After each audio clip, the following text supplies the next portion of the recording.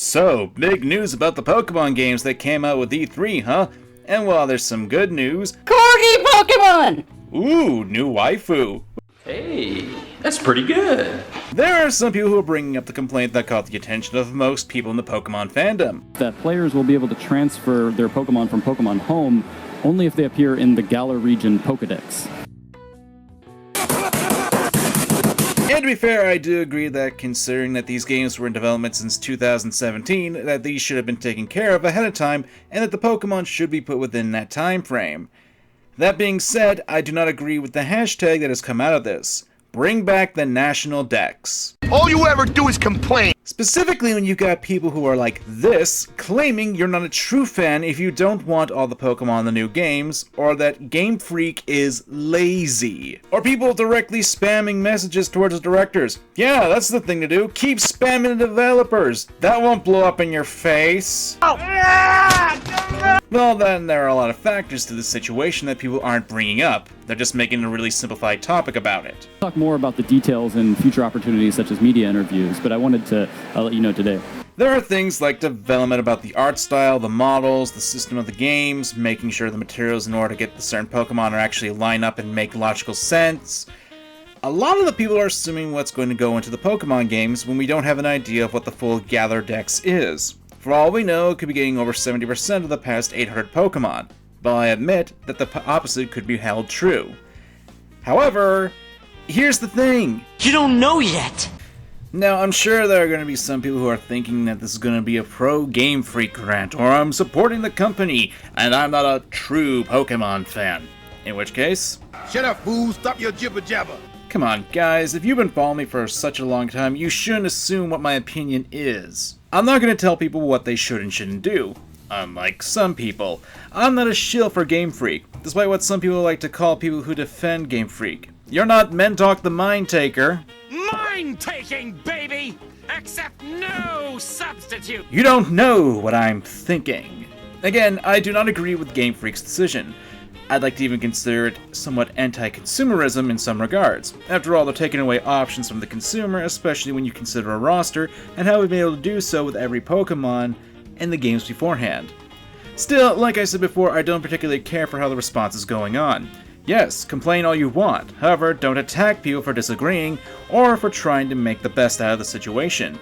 And do not attack those who are working on the game. I'd also like to point out that I find a lot of people acting ignorant on the situation. Hey, I can be ignorant too, sometimes on purpose, for a joke.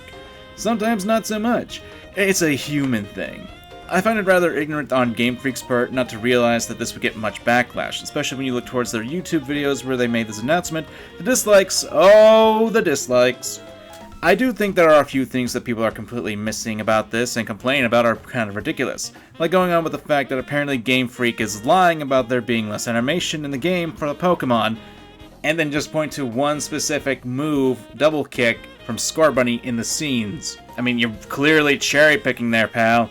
Yes, I am well aware of Game Freak saying that it's one of the reasons they were not able to get all the Pokemon transferred over, so I understand that people are mad about this.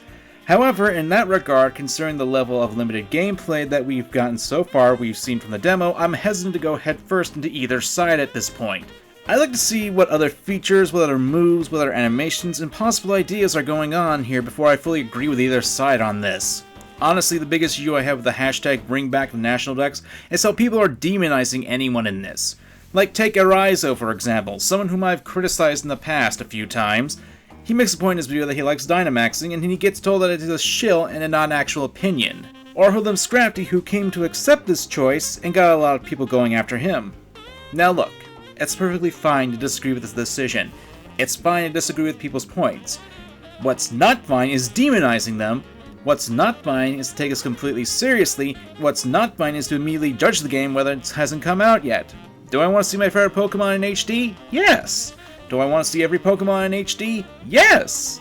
Regardless of what I want and what some people may think or presume to think, I'm pro-consumer. But that doesn't mean I fully agree with how consumers go about this or say everything.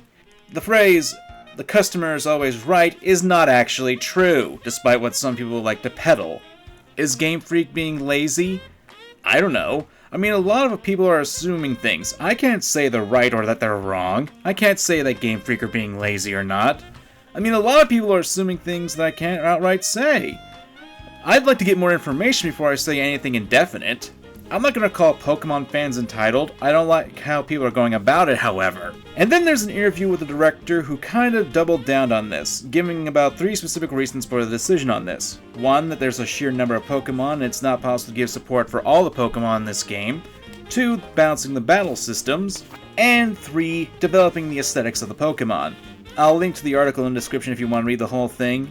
Plus there's another article I want to bring up in a little bit.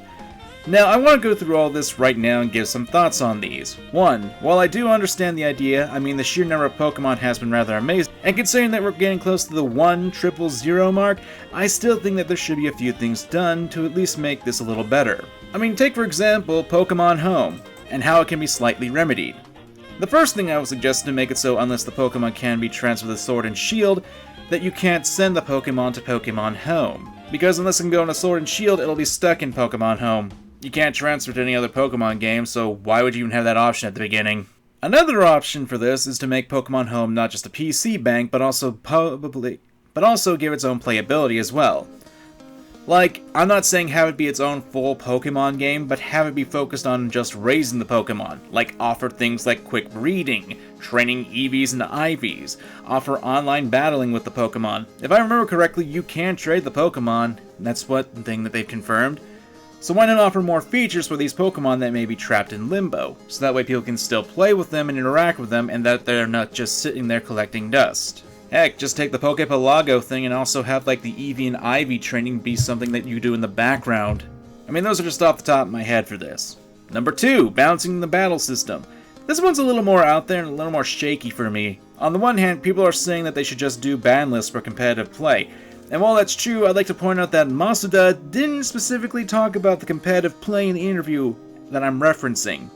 He just says battle systems. A ban list isn't really going to affect anything in the game. It's not going to affect how online battles work for fun, and as he said, he wants the new Pokemon to shine, which I do find understandable in some regard. Still kind of disagree with the decision.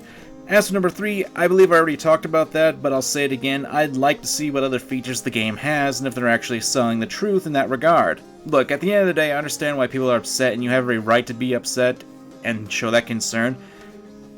However, going after people who disagree, wanting to see more reasoning, or even going after developers isn't going to change anything. I know we live in a time of social media where you have like things like Sonic the Hedgehog movie where you got people yelling from the rooftops about Sonic's design and how it was pushed back. And oddly enough, that's what a lot of people are asking from Game Freak in this, to go onto Twitter and go onto videos talking about Pokemon, asking for this. A lot of people saying that they're fine for a delay in the Pokemon games. But that to me is a little odd. A lot of the time people will complain about the subject but not fully understand the reasoning. Take Sonic for example. Yes, it is getting delayed for months and will be coming out next year with a hopefully better design. Hopefully. But a lot of people didn't understand the amount of work that goes in the animation, especially for something as big as a movie. I feel a lot of people are just saying that they want a delay but don't have a fully grasp on the design about games. But what goes into a game, what goes into making the decisions, and what happens behind the scenes. And you got people who take this way too seriously. In addition, if we actually look towards another interview that happened recently in the last couple days, you'd actually see that Masuda didn't really want this to happen. Yeah, he was against this idea. Also in that interview, we actually learned that with this game, if you count variations, we now have over 1,000 different Pokemon. He also added that Pokemon Home is going to have playability in it. I don't know if it's going to be my ideas or not, but we'll find out. I'll provide a link to that in the description below if you want to read that article. Heads up, it needs to be translated, so, yeah. Look, at the end of the day, you want to know what my suggestion is? If you're against this practice, if you don't want to support Game Freak for this, then fine. If you feel so strongly about it, you know what you should do? Don't buy the games. At the end of the day, Game Freak and Nintendo are companies. Their goal is to make a profit. Can't believe I actually have to say that in this day and age, but whatever. The only way to actually get a company to listen to your voice is with your wallet. Tweeting at the game developers will probably not make much of a difference. Spamming comments on Indie Day for Nintendo 3 isn't going to make a difference. And while I love Pokemon as a franchise and I would rather not see it tank, as a pro consumer, that's my only suggestion to you guys.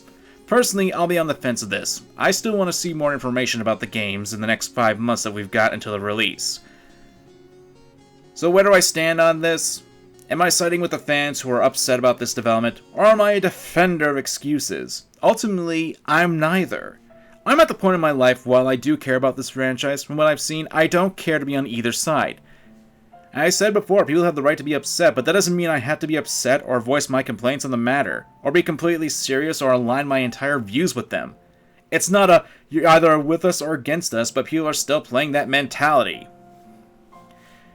You've got the right to dislike the changes, but other people have the right to say that they're okay with them. Everyone's had their own experiences with the franchise. Some want to stick with what they got, others want to start fresh all over. Just because someone doesn't mind there not being all the Pokemon, that doesn't make them not a true fan. Some people may not complain because they don't see it as a big deal. Some people may not complain because they may have bigger issues in their life. Some people may not complain for any number of reasons. But by that same token, respect that people can voice their complaints about this. Don't just dismiss them.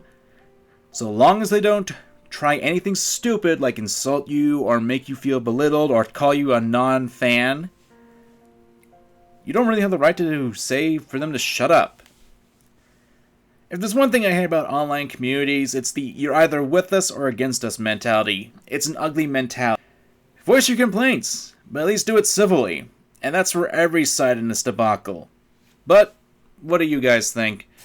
Let me know in the comments below. I'm Mangakamen, and remember to examine your fandom.